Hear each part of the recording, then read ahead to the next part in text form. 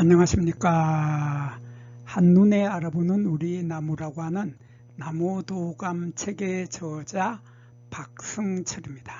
오늘은 은행나무과의 은행나무에 대해서 알아보는데, 이 은행나무는 별명을 아주 많이 가지고 있습니다.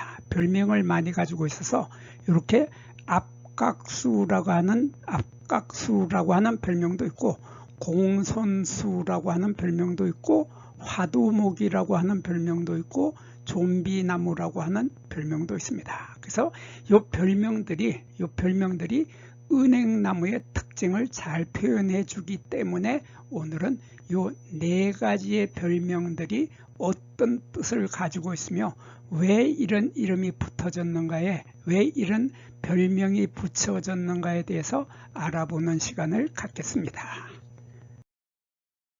이 은행나무에서 요 은행이라고 하는 말은 바로 요 은자는 은빛이 난다, 은색이다. 금은 할 때 그 은색이죠.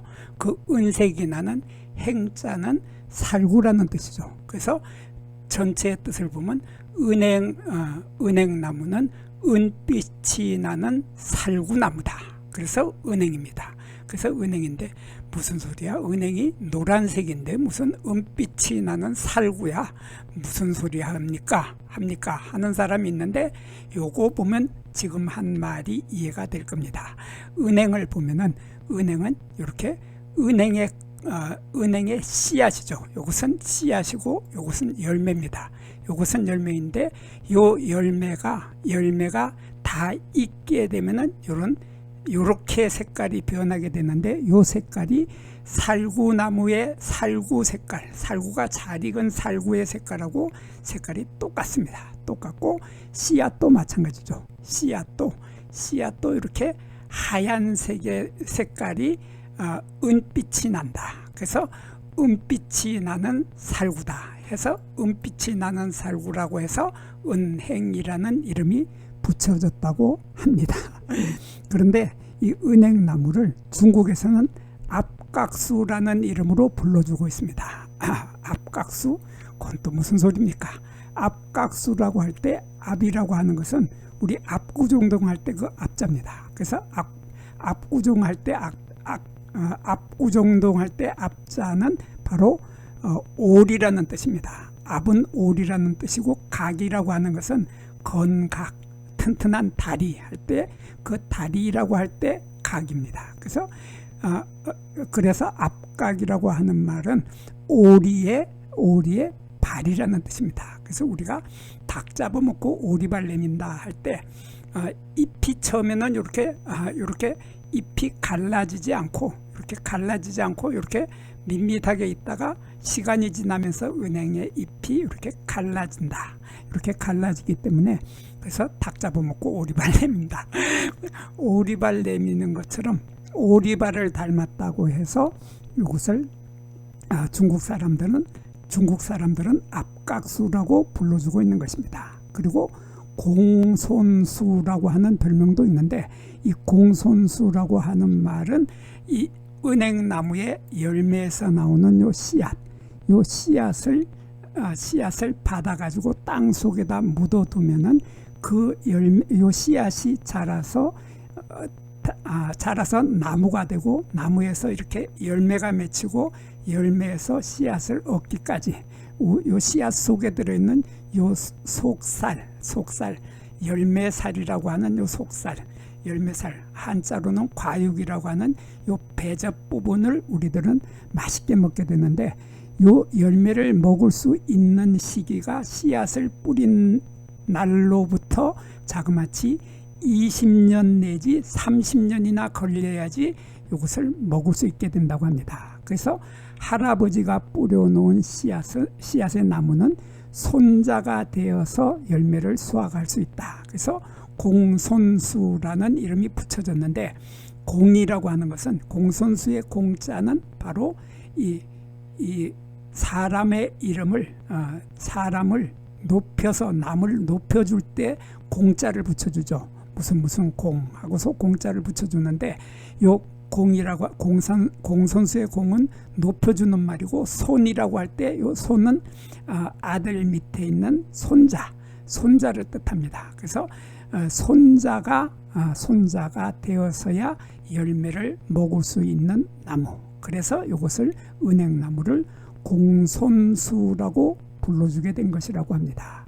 그리고 또 한 가지 이름이 또 있는데, 이 이름은 바로 은행나무는 불이 났을 때 불을 막아주는 화두목이라고 합니다. 화두목. 여기에서 화자는 불이라는 뜻이고 두자는 막아준다는 뜻입니다. 그래서 이 화두목은 은행나무가 유난히도 화재에 강한 나무이기 때문에 붙여준 별명이라고 합니다. 이 은행나무는 불이 나도 잘 옮겨 붙지 않는다고 하는 특성을 가지고 있습니다.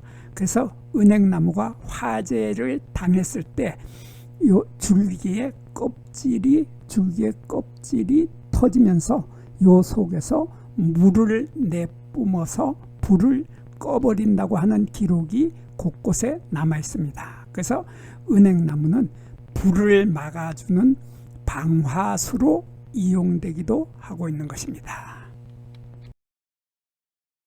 만약에 동물들의 모가지를 잘라낸다면 그 동물은 다시는 생명을 살려낼 수 없을 것입니다. 그렇지만 이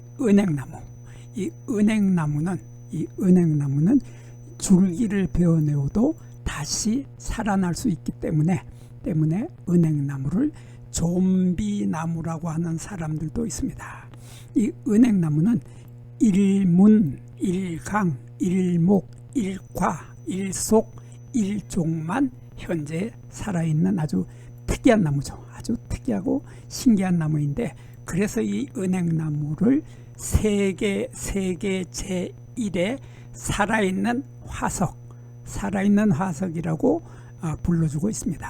이 은행나무가 멸종되지 않고 현재까지 홀로 살아남을 수 있었던 것은 강인한 환경 적응력 때문입니다. 날씨가 극단적으로 춥거나 아니면은 극단적으로 덥지 않다면은 어느 곳에서도 잘 뿌리를 내리고 살아갈 수 있고, 아무리 오래된 나무라도 줄기의 밑동에서 새싹이 돋아날 수 있는 능력을 갖추고 있는 나무가 바로 이 은행나무입니다. 그래서 수백 년에서 수천 년이 넘는 은행나무의 노고수는 대부분 요 줄기를 없어지고 밑동에서 새로운 줄기가 태어난 것이라고 합니다. 그래서 이 은행나무는 가지와 뿌리를 제거하고 줄기만 남은 상태의 은행나무조차도 몇 년간 이 새 잎이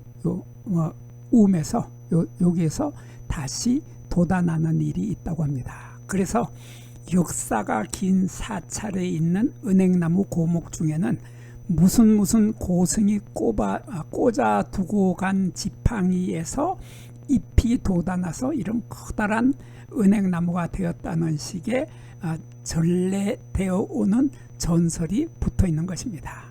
실제로 이 은행나무는 죽게 되어도 눈은 살아 있습니다. 눈은 살아서 살아있는 눈에서 새싹이 나는 경우가 가끔 있기 때문에 은행나무를 좀비나무라고 불러주는 사람도 있는 것입니다. 실제로 우리나라에서 2013년에 은행나무 지팡이에서 새싹이 돋아났다고 하는 사례가 언론에 보도되기도 했습니다. 그래서 심지어는 히로시마 원폭 투하 지점에서 2km 안에 있던 은행나무도 살아남아서 현재까지도 그 은행나무가 자라고 있다고 합니다. 여기에서 잠깐 구독과 좋아요를 누르는 시간을 갖도록 하겠습니다. 여기 나무 도감 공부는 박승철이 사진을 찍고 박승철이 글을 쓴 한눈에 알아보는 우리 나무라고 하는 나무도감 책을 펼쳐서 공부를 하였습니다.